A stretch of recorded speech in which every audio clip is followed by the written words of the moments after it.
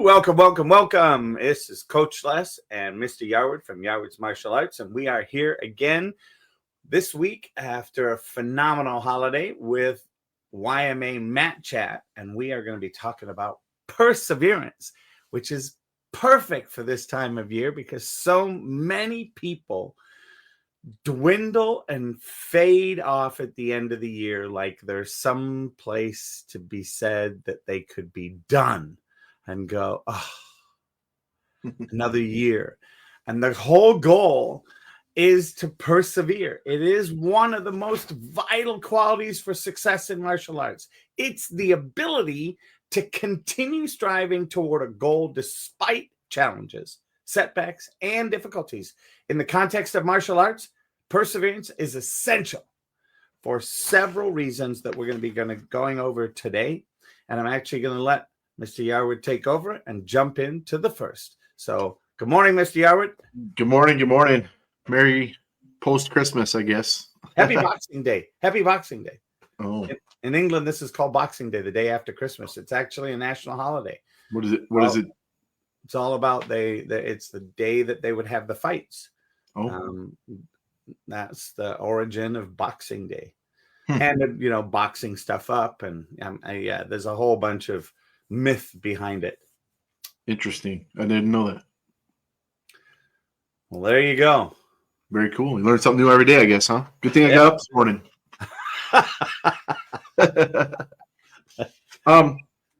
So perseverance for me is probably, for me, the most important of the life skills. Without perseverance, without the desire to want to keep going, you're just going to quit and you're not going to finish anything. You're never going to get anything done. You're never going to accomplish anything. You're never going to be successful, because if all you ever do is quit, then nothing gets done. So perseverance to me is so important. It's part of my tattoo that I had for my black belt. I got it done when I got my first degree black belt, and I put perseverance in as one of the things that's most important to me. So that's how important it is to me. I put it on my arm. So it kind of drives everything else that we do in the martial art world, not just martial arts, but in life in general. But starting with just how you learn and how you learn the new moves that we're teaching you, especially when you get started, because it can be very frustrating, because there's moves that we do, there's different types of coordination things that we do that are hard. They're a challenge. There's something different than you're used to doing. Like some of the skills that we learn in martial arts aren't taught anywhere else. Like I played football basically my entire youth and into college, and some of the skills I learned in martial arts we never even touched on in football, and it can be challenging and frustrating when you're first learning. So if you run into a move that you struggle with, maybe your coordination is off, maybe your flexibility is off, if you don't push through it, if you decide it's not for me, and you don't even bother trying, if you don't get to that point where you start to advance a little bit, you'll never get to the end, because you're constantly going to run into challenges when it comes to your skill level. And if you give up all the time, you're not going to make it, because that mindset of never quit, of keep going, if it's not there, you're going to quit not just martial arts, but basically everything that you do, because if things get hard, never mind, I'm going to go try something else. And then each time you try something else, you just wasted the time that you could have spent getting better at the thing that you struggled with, right? And then you got to start over on something else, and then you're going to run into obstacles along that, and then you're going to quit again, and I'm going to go find something else. That the grass is always greener concept, right? It's going to be, that looks a lot easier, I'm going to try that, and you're just never going to finish anything. You're never going to be successful. And I think we live in a society today that promotes try something new, try something new, try something new, try something new. Yep. And instead of the old, if you remember this, what is it? If at first you don't succeed, try again, right? Yep. Now it's if at first you don't succeed, try something new. Yep. Yep. Now, I guess you could say from a marketing and a business aspect, it's great because it puts more wealth out into the world, right? Because the difficulty with that is, like you said, learning is a process of how we overcome challenges.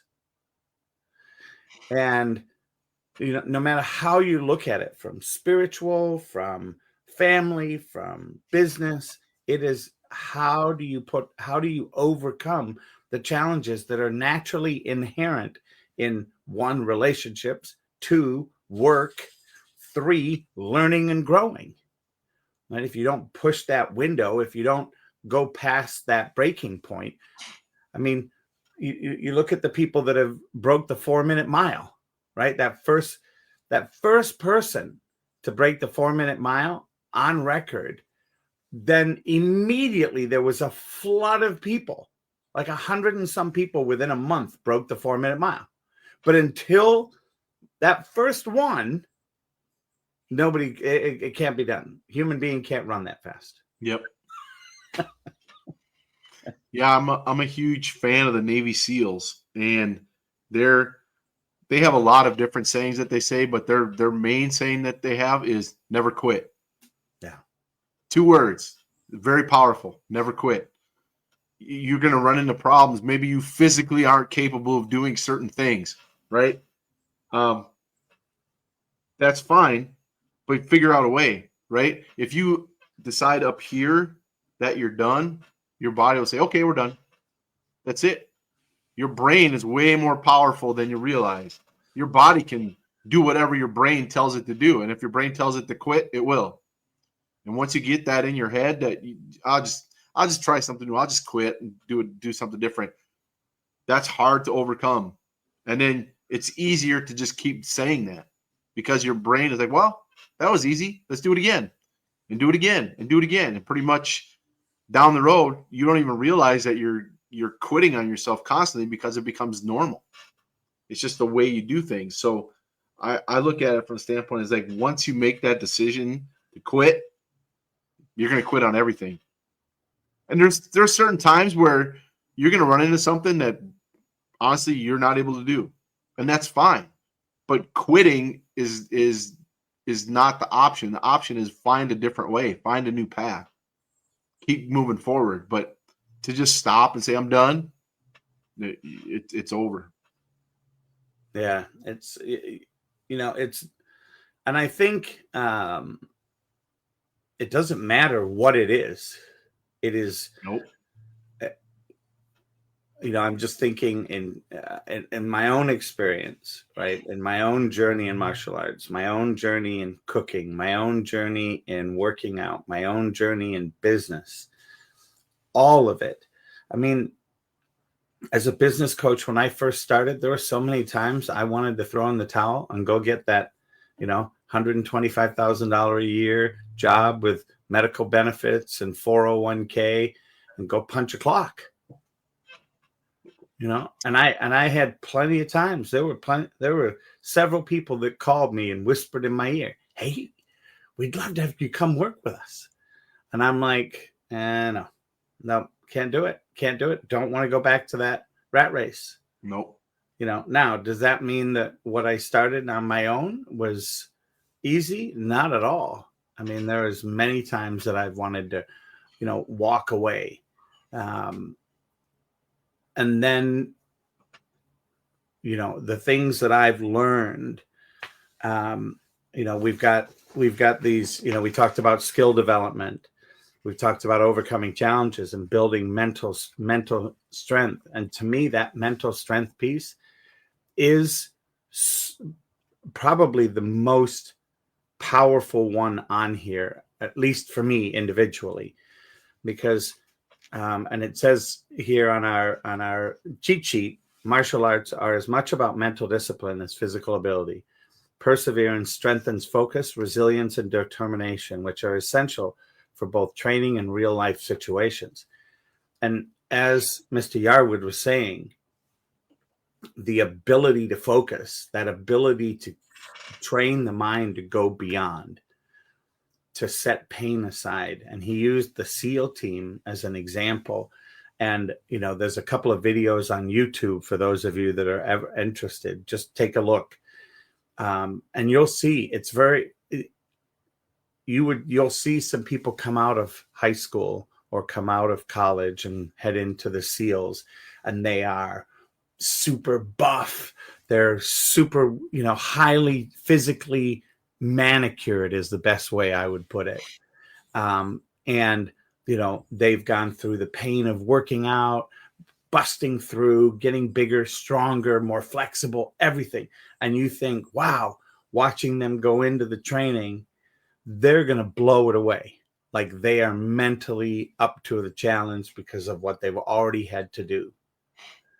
And then you start to face things that aren't part of working out in a gym. Yep. Getting cold in the water, and you're so cold that your body's incontrollably just moving, right? And rather than learning how to just deal with it, it drives them to distraction. And the drill instructors, the SEAL team instructors come over and they whisper in your ear, come on, that bell over there, I will personally bring you a hot cup of chocolate the minute you ring that bell, and we'll wrap you up and you'll be able to go back to your normal duty station. And they do anything and everything to be slippery and slithery, because the SEALs have to be trained to be not only able to handle the physical, but the mental. What if they get captured? Are they going to crumble right away and give away all the secrets? Or are they going to be able to handle which could be electrocution versus cold water? It could be nail pulling, where they literally rip a nail out of your finger. And some of these things are excruciatingly painful. For some of you that may have ripped off a toenail or ripped off a nail by accident, and it rips off, it's raw. Those kind of things. How do you turn that off? How do you instill that discipline, create that mental power to be able to say, okay, yes, it's happening. Yes, I can feel it. Yes, I want it to stop. And this is what it's going to take to get there. And I think martial arts is so good at training that into people. And I commend you, Mr. Yoward, because that's one of the things that has drawn me to you, is your ability to continue to inspire, to move forward, to invite people to step outside of their box. Yeah, to me, we have a few rules in my school. A few. One of them is we have banned a word, and that word is can't. It is banned. We call it the C word. And you can go into our school, and any kid who's been there for a certain amount of time, you can ask them to say that word, and they will not say it, because they know what it means and what the consequences are for even thinking that word. And it's a word that is so limiting. It's the opposite of perseverance. And from the day one, it's drilled into them. This word is not allowed in your vocabulary anymore. We talk to parents about it. Not allowed in your vocabulary anymore. You find a way to do something that you're struggling with. You got to figure it out. You got to go around, under, over, above, whatever it is you need to do, but you figure it out. And if you use that word, it immediately stops you from doing what it is that you're trying to do, because your brain is like, oh, okay, I can't do it. That's it. I'm done. And it is such a powerful word, and your brain is very susceptible to things. When you continue to tell it things over and over and over again, it starts to listen to you, and it starts to tell you back, hey, you told me you can't do that. Well, let's not do it then. Let's go do something else that's easier, that's more comfortable, that we know we can do, right? You fall back onto your defaults of all the things you were already good at. And the problem with that is that when you always do the things you're really good at and you don't expand, then you're limited, you're narrowing your path, and it becomes an issue. So we've completely banned the word, and kids have tried doing they try and say other ways of can't, right? And I know all the different variations of the word can't, right? and kids like if they're struggling, we do for our black belts, we do a 6 a.m. workout. It's a 3-hour workout. It's a dedication workout and a perseverance workout. How much are you willing to push yourself to earn that black belt? And I tell them, I said, quitting is the same as can't. When you quit, you just told yourself you can't do it. Even if you didn't physically say it, you still said it. Your brain understands that. So I always try and find ways to get my kids to push themselves without them realizing it sometimes, right? They don't know what they're capable of until I come up and say, hey, I need you to do this. I need you to do that. And the understanding and the belief that I have in them, they take that into account. And they go, well, if Mr. Yarwood thinks I can do it, then I can, right? Because I constantly tell them, you can do it. I know you can. I wouldn't have you do something that you're not capable of doing. You might struggle with it. It might be really hard. You might think you can't do it. But if you decide that you're going to do it and then you go do it, then you're like, oh. And then that starts to build up that confidence that, hey, whatever I decide I want to do, I can do. I just don't want to quit. And it's become the mantra of our school. It's like, never quit. Find a way. You know, it might not be the first way that you did. What is it? Thomas Edison said, they asked him about his light bulb. And they said, yeah, you failed 10,000 times. He goes, no, I didn't fail 10,000 times. I just found 10,000 ways it didn't work. It's a whole different mindset, right? Doesn't work this way, try this. Doesn't work this way, do this. Doesn't work this way, do this. It's just that never quit attitude. That's what creates that success. Yeah, and I think, you know, the interesting thing about that, it's the same with sales, right? So this, excuse me, dealing with salespeople, you know, it takes time, you know, and some people go, well, Johnny did it, and it did it in the first time. It's like, okay, I get that. And it can be very frustrating to see that somebody come in, first time they do it, bang, they get it done. And you're sitting here, I've tried this 100 times. Right. And that to me is, you know, how do you deal with failure? What is it that you're looking at that, because you've done it 100 times and you've failed 100 times, do you see the value in what you've learned each time you've done it? Because there's an old adage that says that as you're looking at something, if that isn't it, and that isn't it, and that isn't it, and that isn't it, and that isn't it, and that isn't it, what will slowly rise up from all of that is what it is. And the question is, can you hang on until that rises up and makes itself available? And the reward in that, oh my gosh, the success to watch somebody, you know, even for me, you know, as a color belt, to watch myself complete something and see that I completed it with minimal errors, right? You know, there's no such thing as perfect. And to be able to say, yep, I passed.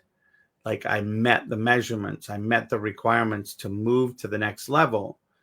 And, you know, the discovery of that, and this I think is the, you know, when you look at a lifelong practice, what it makes available when you continue to do it, to grow, to move, to grow, to move, to grow, to move, to grow, is the ability to know in yourself and inside of whatever it is that, you know what, I have the ability to win at a game. I may not win the first time. I may not win the second time or the 100th time. And I know that if I continue, by the time I get to the wherever it is, I'm going to win. That whole premise of I can't do this is some autonomic response from the failure driven, that's that internal little voice saying, you don't want to change. You don't want to change. You know what this failure piece looks like. Don't, because then as soon as you change and as soon as you succeed, then there's the next level. It doesn't stop. No. And I think for me, I've become not addicted in a negative way, but I've become excited about what's the next challenge. You know, in being a senior color belt, seeing and asking questions about doing stuff, you know, at first used to frustrate me with Mr. Yarwood. It's like, well, why didn't you tell me that in the first place? And he's over there giggling because he knows if I'd have told you that in the first place, even though you may be smart, you wouldn't have understood what it meant to hear that in that moment. It's literally like putting a brick on top of open air. Yeah, that brick is still strong. And yes, I can teach you about that brick. But if the foundation isn't there for me to put the brick on, it's going to knock over. Yep. And we don't know that as a student. You don't know that. And that's one of the things to me that earning that achievement, learning, breaking through for me is so powerful. And then being able to see how this relates. And for me, it's sometimes because I'm older, I can look and go, oh yeah, well, that's what I did in the sales world. Of course I have to do it in this world. There's no free ride. There's no, quick trip. Yeah. So thank you. For me, I mean, I guess technically I'm a high rank black belt, but I look at it from the standpoint, I still have probably more years ahead of me than I have behind me to get to my ultimate goal. Right. But currently I'm working on earning my 6th degree and then becoming a master instructor.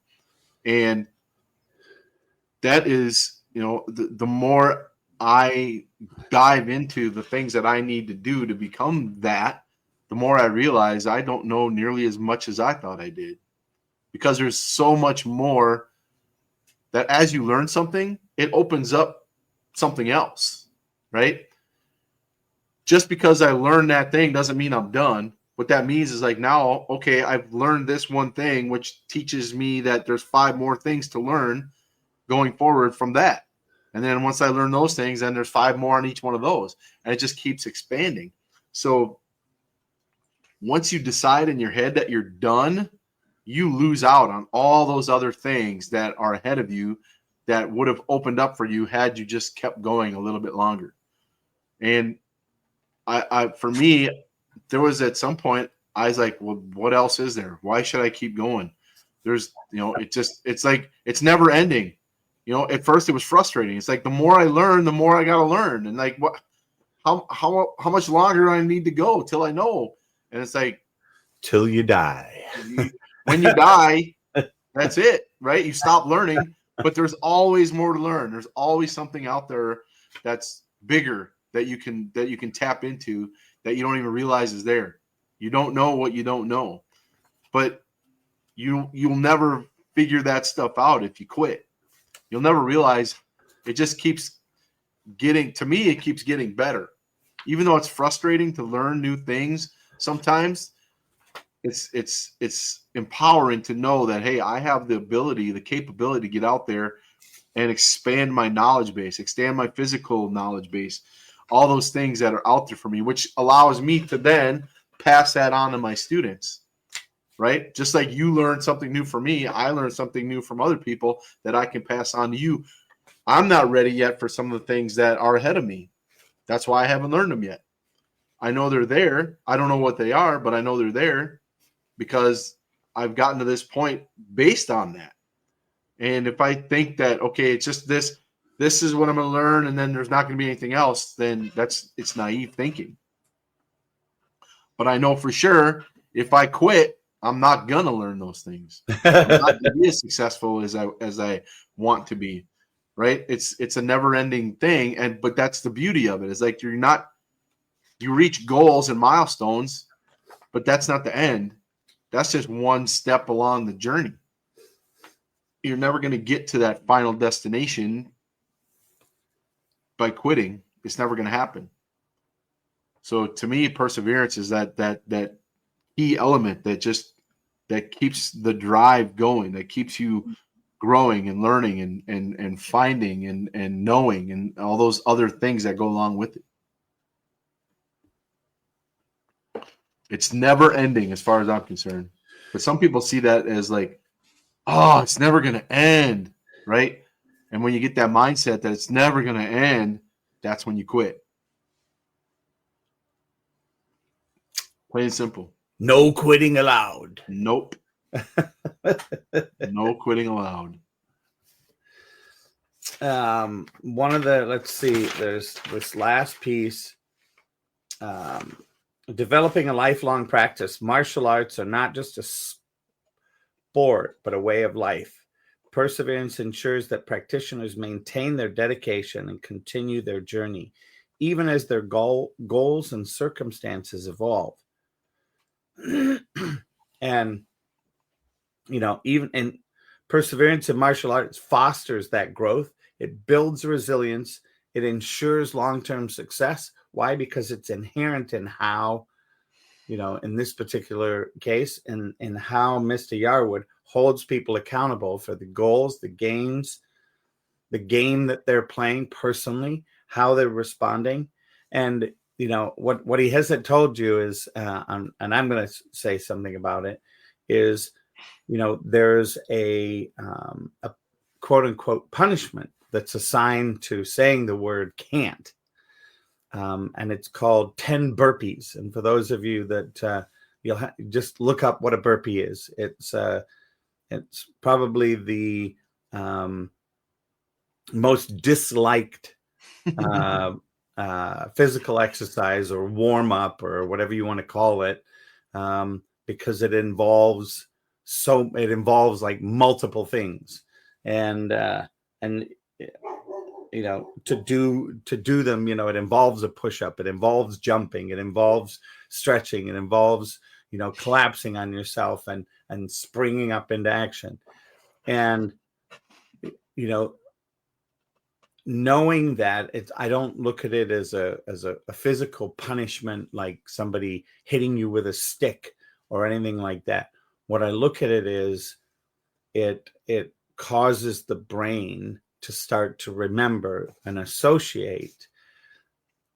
You say the negative word, there's a negative physical attribute that comes along with it to have you start to remember, do I really want to do 10 burpees, or am I going to learn how to get past this point of saying I can't and see what's available on the other side? And to me, that's going to promote a much more stronger, much more disciplined individual in me, which I can then take anywhere else in my life. Yeah, it's like I get it is it's consequences for actions. It's not necessarily punishment, right? You're not being punished for something. You're realizing that, hey, this is something I'm not supposed to do, and if I do it, then it comes with consequences. That's just the way it is, right? So understanding the difference between punishment and consequences is a huge part of, like, when I help the parents out. It's like you're not punishing them for anything. You're creating these scenarios where if they do something, if they do this, then this is what's going to happen. If they know going into it that there's consequences to it, they're more likely to think about not doing it because they don't want the consequences that come with it. So they know beforehand what's going to happen to them. It's not like suddenly you do something and your mom smacks you across the head. What was that for? Well, you should know, right? It doesn't work that way. If they don't know, it doesn't have any effect. But if they know there's consequences for actions, they're less likely to do those actions because they don't also want the consequences that come with it. It's a powerful tool. And then afterwards, then you remind them, hey, you got to reinforce the lesson. Like, now remember why you did those. We're not using this word, and it's for a reason. And if you remind them when they do it, then they start to go, oh yeah, it makes sense. And it's not just the consequences that they're trying to avoid now. They're starting to understand that consequences beyond the physical are also there too. Like if you keep saying that word, you're going to stop yourself from doing stuff. Those are the real consequences to them, not just the physical 10 burpees.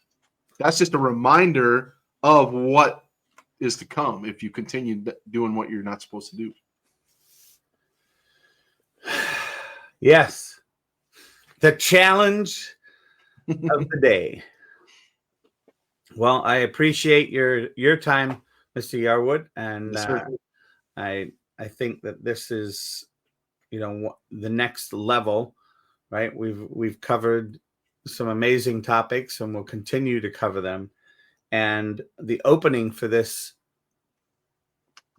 that I see is for people to be able to come and watch this video.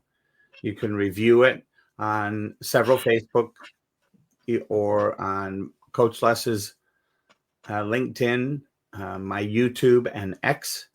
And I think the beauty about these is, for some of you, you may go, oh yeah, I know all that. Yeah, I know that. Yep. I've heard it before. The question is, when's the last time you sold out on yourself? And is there something from listening to these videos, finding yourself, regrounding yourself, and pushing through it? So I appreciate the opportunity to work with you alongside this, and look forward to the next time, Mr. Yarwood. Yes, sir. And with that, here we go. See you on the mats.